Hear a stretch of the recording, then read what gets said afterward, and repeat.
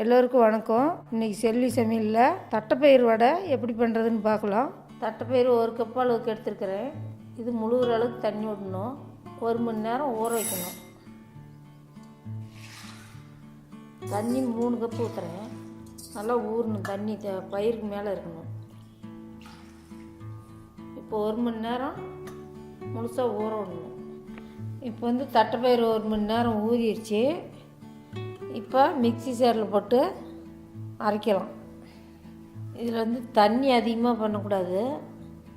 தண்ணியை எடுத்துடணும்.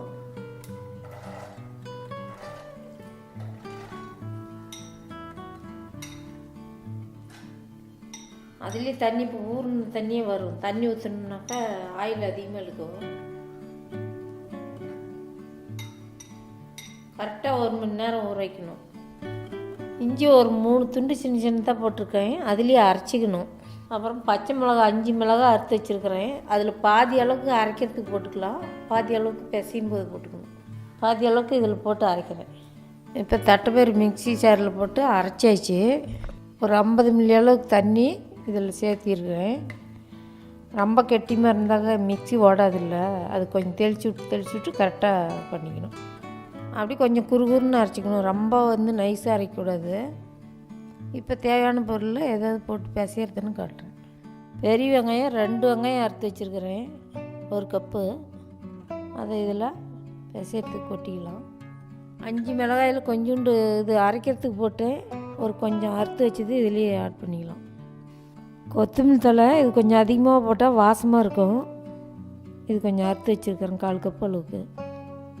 அதுக்கு தேவையான அளவு கொஞ்சம் கருவேப்பிலை. இது சோம்பு, உப்பு தேவையான அளவு போடுறேன். இது இட்லி சோடா.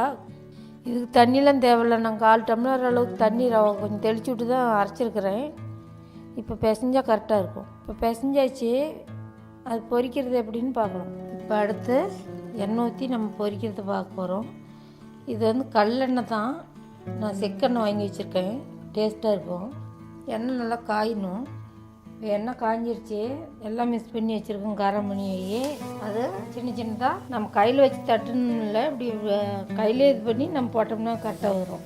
இது குழந்தைங்க ஸ்கூல் விட்டு வந்தாக்கா சிம்பிளாக நம்ம பண்ணி கொடுக்கலாம். டேஸ்ட்டாகவும் நல்லா பிள்ளைங்க சாப்பிடுவாங்க.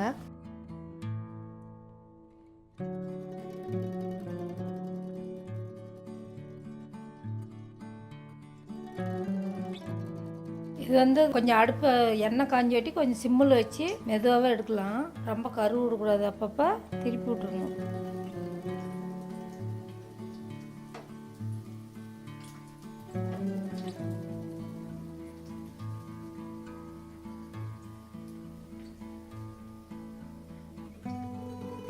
எண்ணெய் காயாத மண்ணு நம்ம போட்டோம்னா பிரிஞ்சு வரும். எண்ணெய் நல்லா காயிட்டுன்னு தான் போடணும். எண்ணெய் உரியாத இருக்கிறதுக்கு தண்ணி கொஞ்சம் கம்மியாகவே ஆட் பண்ணிக்கணும். அதிகம் தண்ணி ஊற்றணும்னா எண்ணெய் அதிகமாக உரியும். இப்போ தட்டைப்பயிறு வடை ரெடி ஆயிடுச்சு. இந்த சேனல் உங்களுக்கு பிடிச்சிருந்தா லைக் பண்ணுங்கள், ஷேர் பண்ணுங்கள். நன்றி, வணக்கம்.